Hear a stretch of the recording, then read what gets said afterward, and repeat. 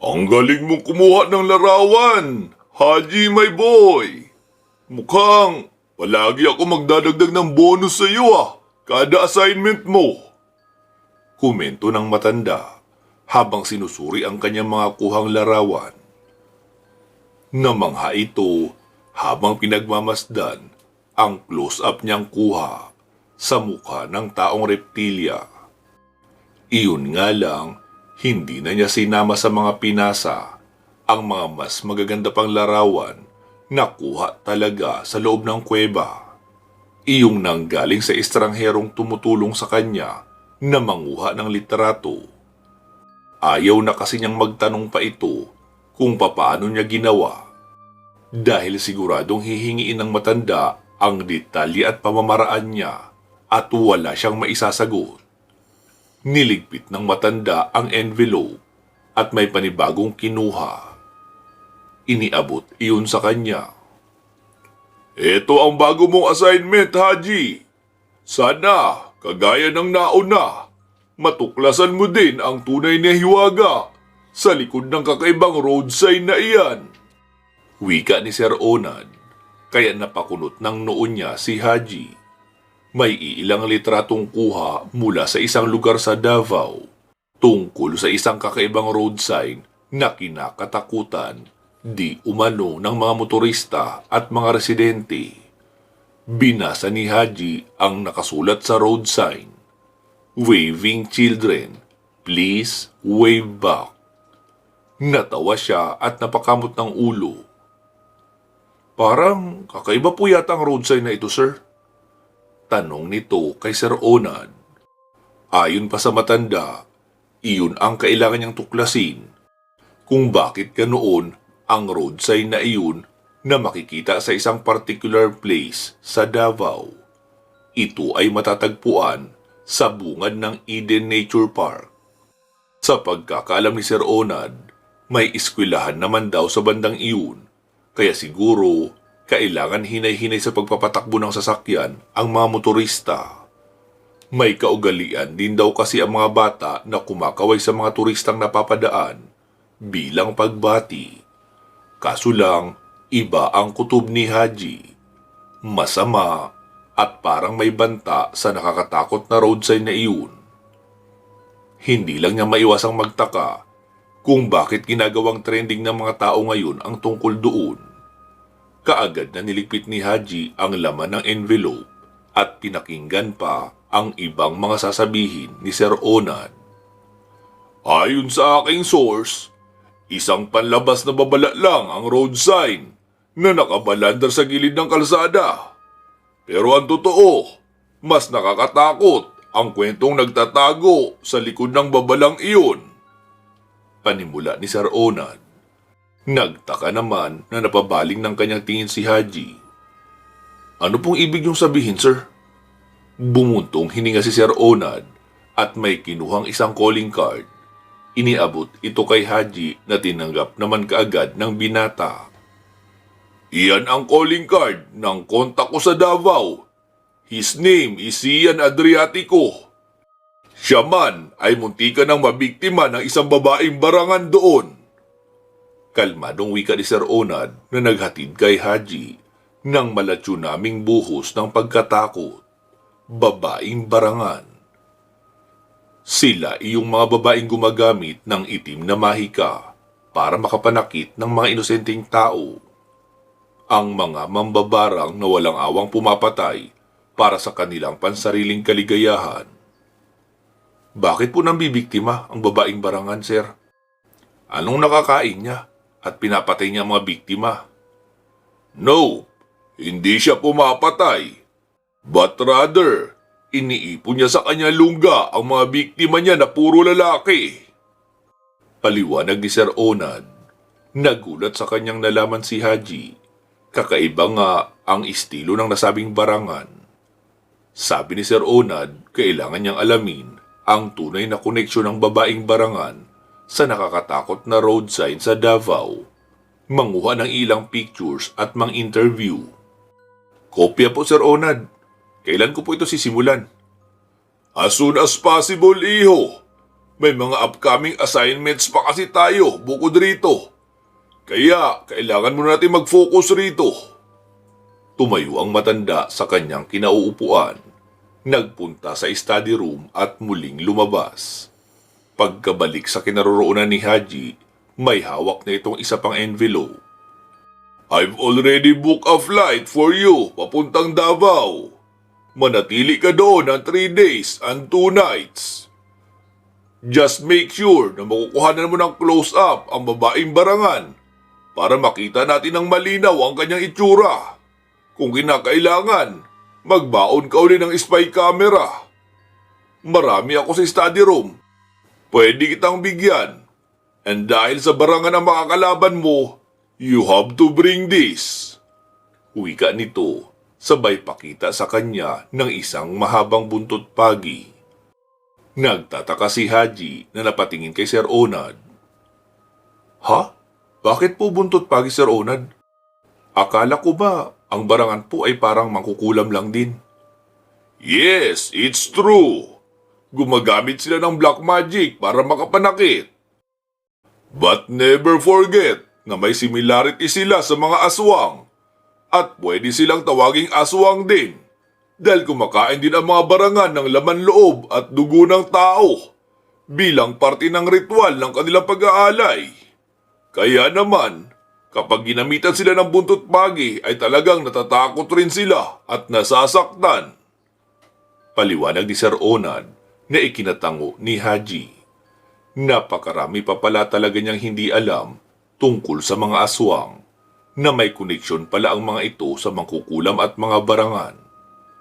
Nang magkaintindihan na sila ni Sir Onad, ay lumarga na si Haji.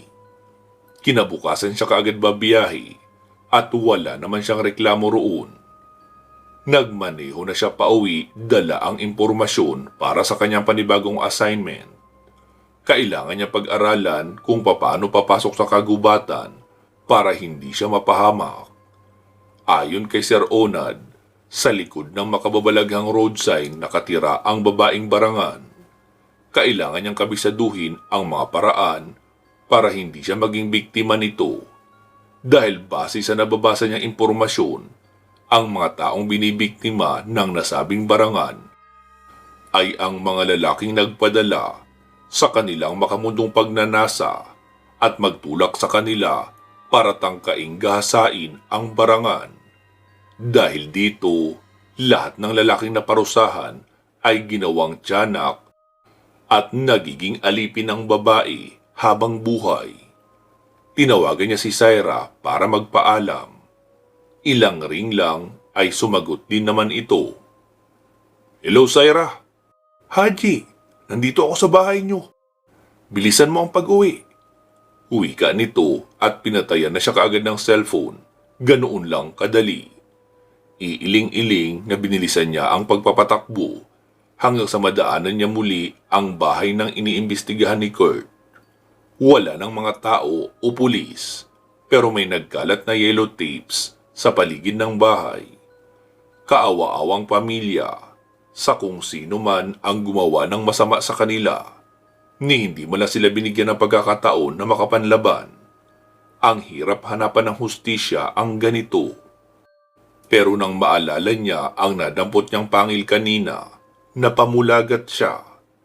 Ito ang magsisilbing ebidensya sa lahat ng nangyari sa bahay na iyon. Balak niyang isuko kay Kurt ang pangil, pero kailangan niya munang ipakita ito kay Syra. Mas maraming alam si Syra patungkol sa mga aswang, kaya kabisado niya ang pinagmulan ng pangil na ito.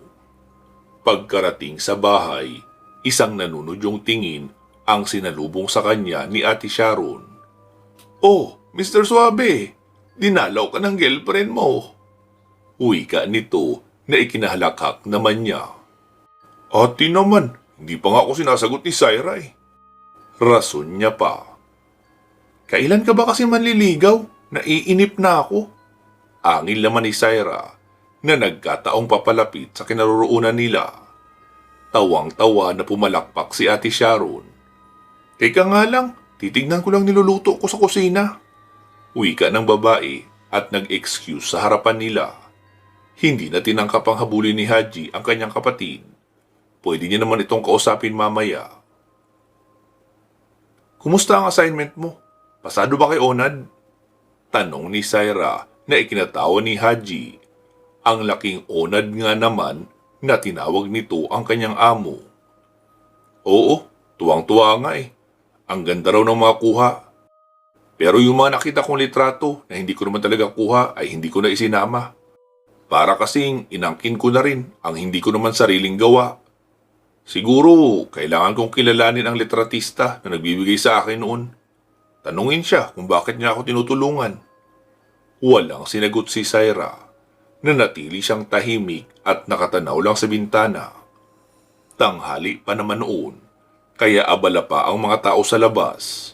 Mga sasakyan na kung saan-saan nagpupunta. Mga tindahang naghahanap ng customer at mga karinderya na nag-aalok ng masarap na pagkain. Ang mga bata naman sa paligid ay naglalakad pauwi galing sa eskwelahan, marahil para mananghalian. Saira, may assignment nga pala ako. Kailangan ko umalis ka agad bukas. Imporma niya rito. Saka lang siya hinarap ng dalaga at nginitian. Okay, take care. Ha? Hindi mo tatanungin kung tungkol saan ang assignment ko? Tanong niya sa dalaga. Umiling ito at ngumiti. Alam ko naman kung saan ang next assignment mo, Haji. Anyway, I've tracked you. Nakangisi nitong itinaas ang phone at pinatunayan nga na nakasubaybay si Saira sa kanya sa pamamagitan ng cellphone. Hindi makapaniwala si Haji sa kanyang nalaman. Kaya naman pala alam ni Saira kung saan siya nagpupunta. Sinusundan siya ng dalaga at alam nito ang bawat galaw niya. Iiling-iling na tumawa si Haji at inakbayan ang babae na pumiksi naman kaagad at aktong babalian siya ng balikat. Uy! Masakit yan! Huwag na huwag mong gagawin sa akin yan ha! Hindi na ako makapagtrabaho! Ahangil niya na ikinahalakak naman ang dalaga. Napakabrutal talaga nito kahit kailan. Talagang susubukan pa siyang saktan. Ilayo mo kasi ang mga kamay mo. Ayokong inaakbayan ako. Uwi ka ng babae kaya umatras si Haji. Sakali mang maging asawa niya ito, mukhang masaklap ang kasasapitan ng sino mang magtangka na lumandi sa kanya. Ayan na, malayo na nga eh. Ikaw talaga, masyado kang brutal no? Hindi naman ako brutal. Marami ka lang talagang kalokohan, kaya natatakot kang masaktan. Rason ni Saira. Naalala ni Haji ang tungkol sa pangil. Kaya naman, naisip niyang sabihin na ito kay Saira. Alam niyang iyon na ang tamang pagkakataon na maipaalam sa babae ang kakaibang paraan ng aswang para pumatay. Ang ubusin ang buong pamilya ng kanyang biktima. At itanong na rin kung anong klaseng aswang ba ang mga ito. Marahil may nalalaman si Saira dahil pinag-aaralan din nila ito ng kanyang ama. Nga pala, Say, alam mo ba kung anong aswang ang nagmamay-ari nito? Tanong niya sabay ipinakita ang pangil. Nanlaki ang mga mata ni Saira at napatitig sa kanya. Ha? Saan mo ito nakuha? Tanong ng dalaga pagkatanggap ng pangil, sabay sinuri ito kaagad. Sa malaking bahay, doon sa kabilang highway. May iniimbestigahan kasi doon si Court. Pagbibigay niya ng imporma. Ano daw ba ang nangyari? Isang buong pamilya ang inatake ng aswang doon. Patay lahat walang tinira. Pareho kami ng suspecha ni Kurt, pero ayaw maniwala ng mga kasama niyang pulis. Ang sabi nila, isang baliw na tao lang daw ang gumawa ng ganitong klaseng krimen. Pero nakita ko ang pangil na yan. Kaya bumalik ang duda ko na aswang talaga. Aniya, sinuri na nga ni Saira ng maayos ang pangil. Seryoso ang titig nito sa bagay na iyon.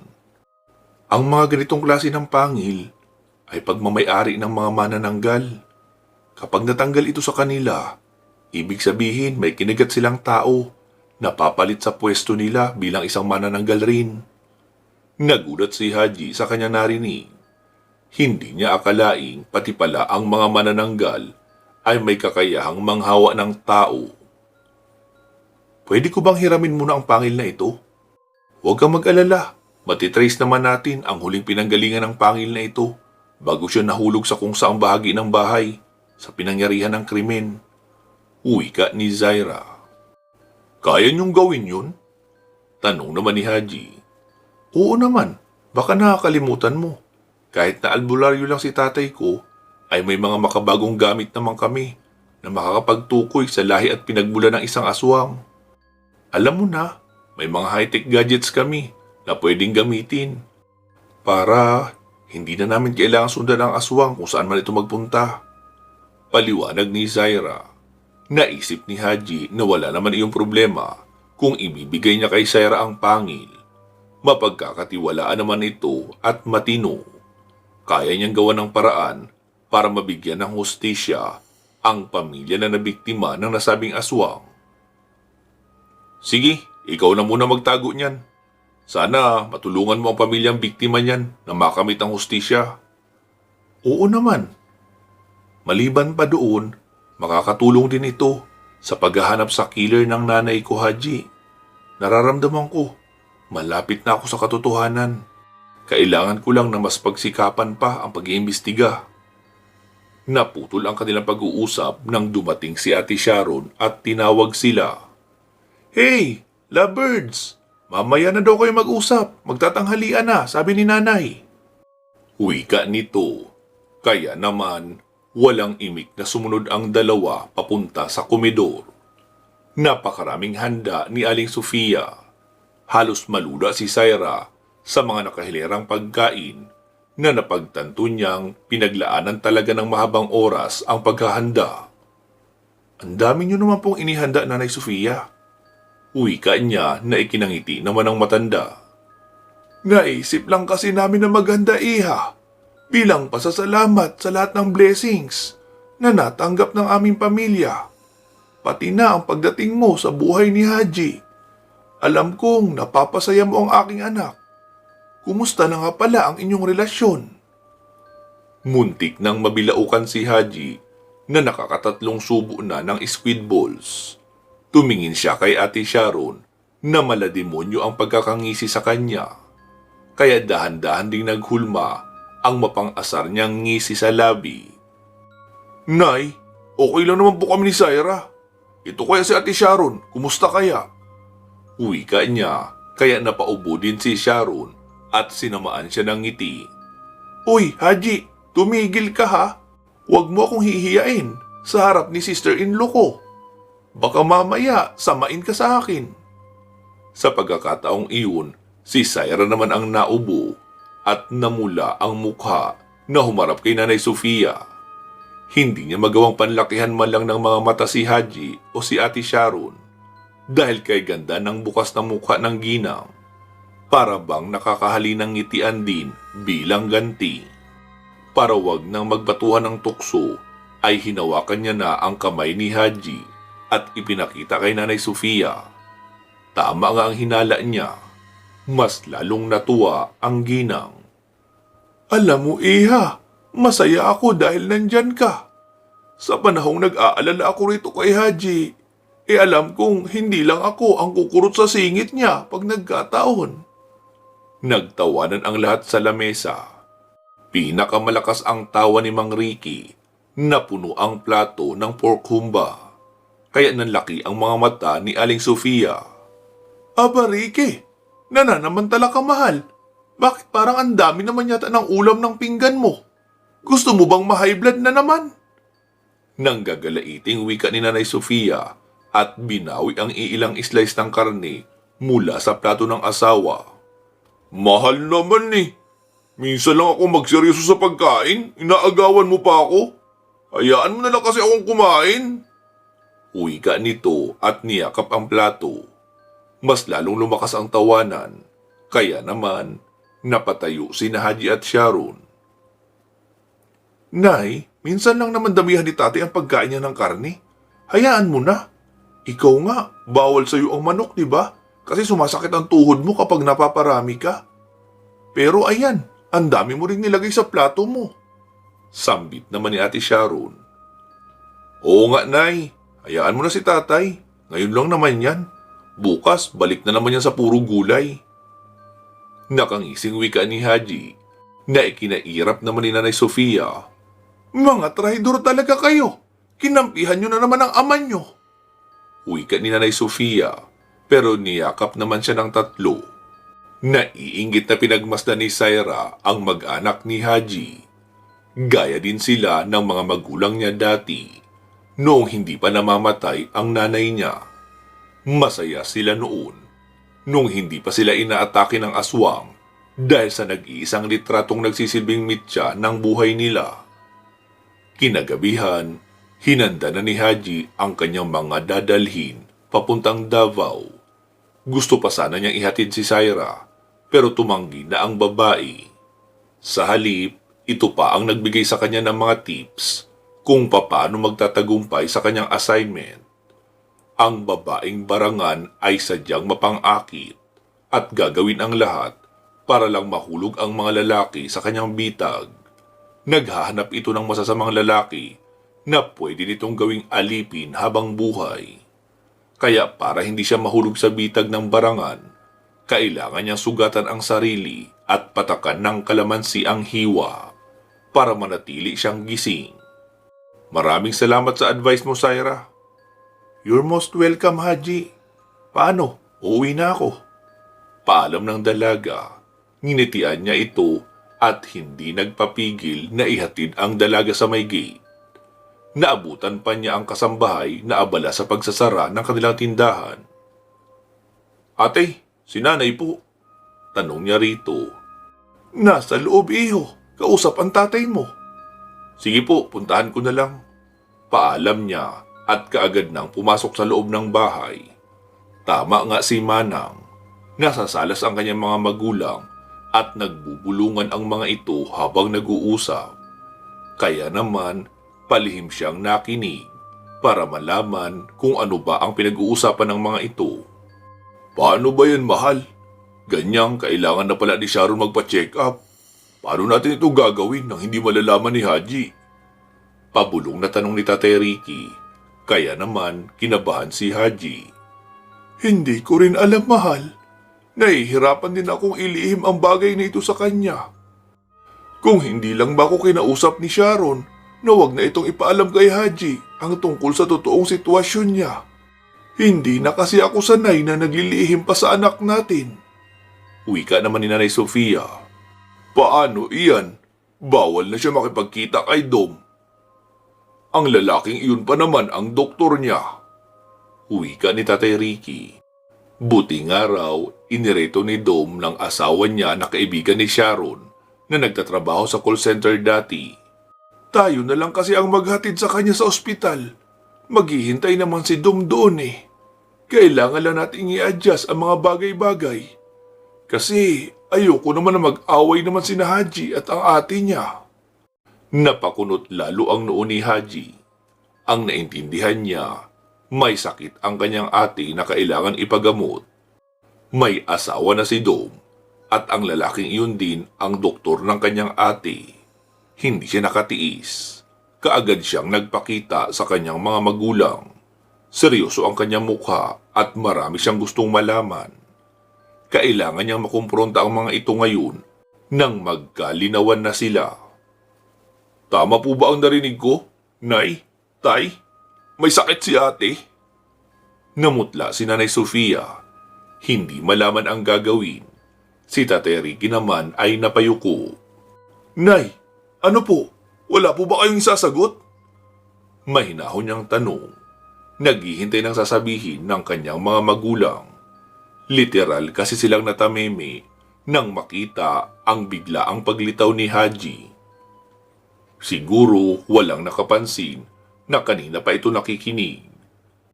Naramdaman ng mga magulang ni Haji ang tensyon sa pagitan nilang tatlo. Walang may gustong magsalita sa takot na baka sumiklab ang galit na basta na lang naramdaman ni Haji. Pero napagtanto ni Nanay Sofia na hindi pwedeng hayaan na lang nila na walang nalalaman ang kanilang anak na binata. Kailangan magsabi siya ng totoo. Anak, magpapaliwanag naman sana kami. Kailangan lang namin ng panahon. Hindi pa kasi namin kayang sabihin ito ngayon. Hindi na naipagpatuloy pa ni Nanay Sofia ang pagpapaliwanag nang galit na humakbang si Haji padabog.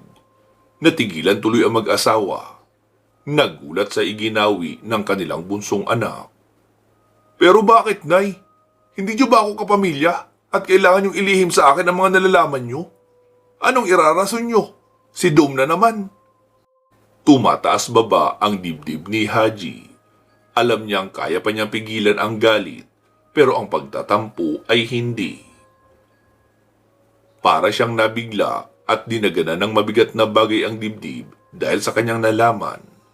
Napayuko si Nanay Sofia at lumuha.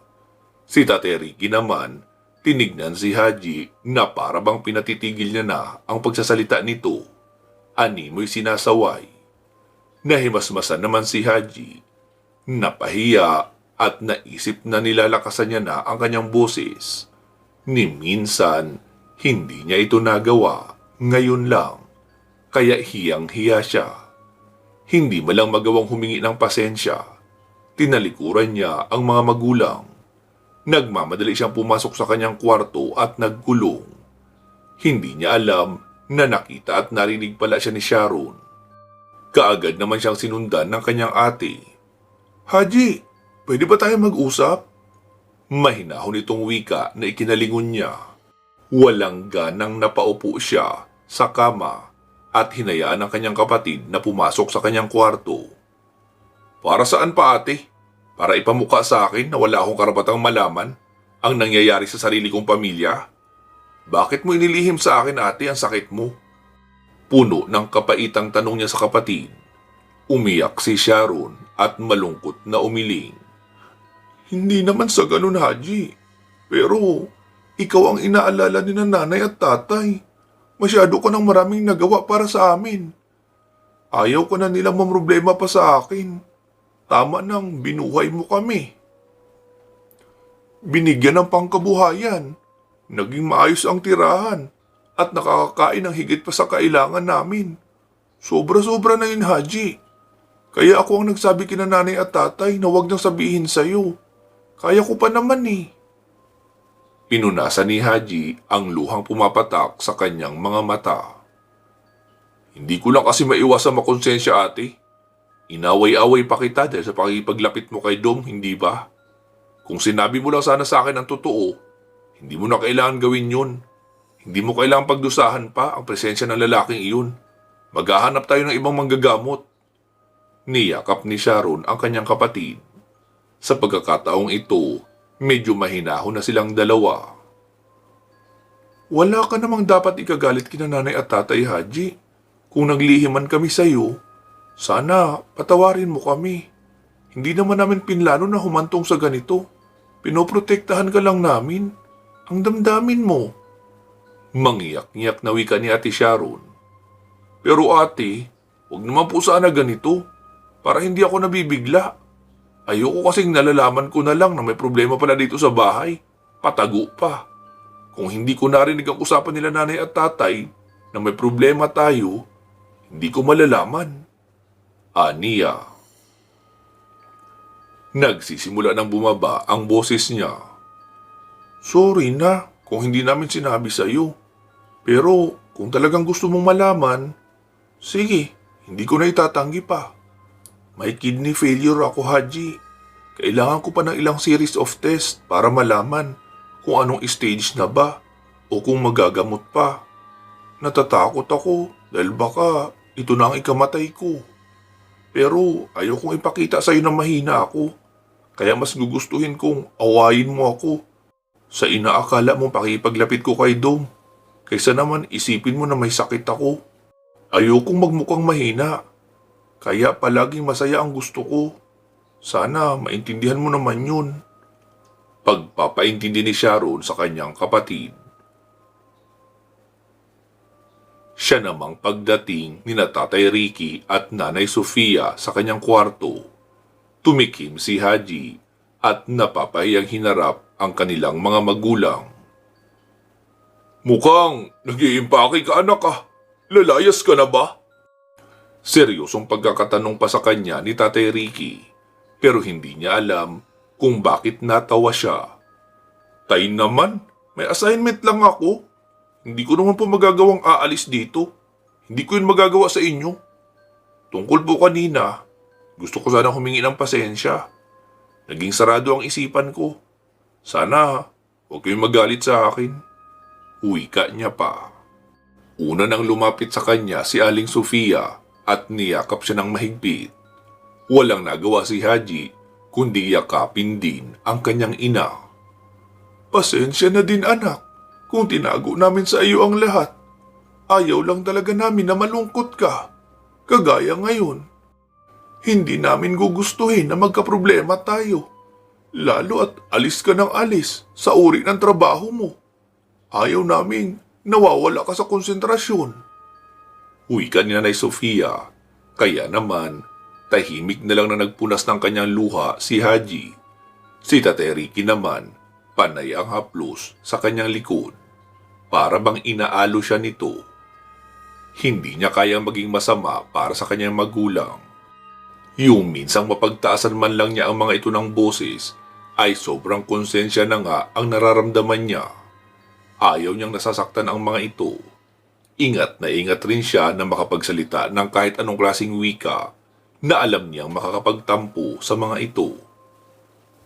Naiintindihan ko po, Nay. Mahal na mahal ko po kayo. Ayoko lang din na nahihirapan kayo. Aniya na ikinapalakpak ni Ate Sharon. Tuwang-tuwa ito na nasettle din kaagad ang problema nila. Dahil okay na ang lahat, kaya pwede na tayo kumain ng ice cream. Bulalas nito, saka ibinalitang nag-iwan pala ng ice cream si Syra at nakatago lang yun sa freezer. Salamat na lang talaga, naging okay din kaagad sina Haji at ang kanyang pamilya. Sa katunayan, kinaumagahan, habang naghahanda na siya sa pagbiyahe, panay ang bili ng mga magulang sa kanya na mag-ingat at tatawag kung sakali mang may kailangan. Siya naman ay ganun din ang binilin sa mga magulang at sinabing hahabol sa araw ng check-up ng kanyang ate pagka-uwi niya. Mabuti pa anak, magbaon ka kaya. May niluto ako minudo riyan, baka gusto mo, ipagbabalot kita. Hindi maganda ugag ang wika ng kanyang Nanay Sofia. Namilog naman ang mga mata ni Haji nang marinig ang pangalan ng ulam na inihanda ng ina. Paborito niya rin iyon kaya siya natakam. Sige po, Nay, ipagbalot niyo po ako. Pero i-plastic niyo po muna ha, bago ilagay sa Tupperware. Baka tumagas eh. Ilalagay ko lang yan sa bag. Oo, sige anak. Maaga pa naman para sa kanyang flight, pero kailangan na niyang umalis kaagad dahil kapag inabutan siya ng rush hour, siguradong mahihirapan siyang makausad at baka mahuli sa oras ng kanyang flight. Mabuti na nga lang talaga at may sarili na siyang kotse, kaya hindi niya na kailangan mag-commute. Pansamantala po muna natin puputulin dito ang kwento ni Haji. Magsama-sama po tayong muli sa kasunod na bahagi nito. Maraming salamat po sa pakikinig. Mag-iingat po kayo palagi at hanggang sa muli.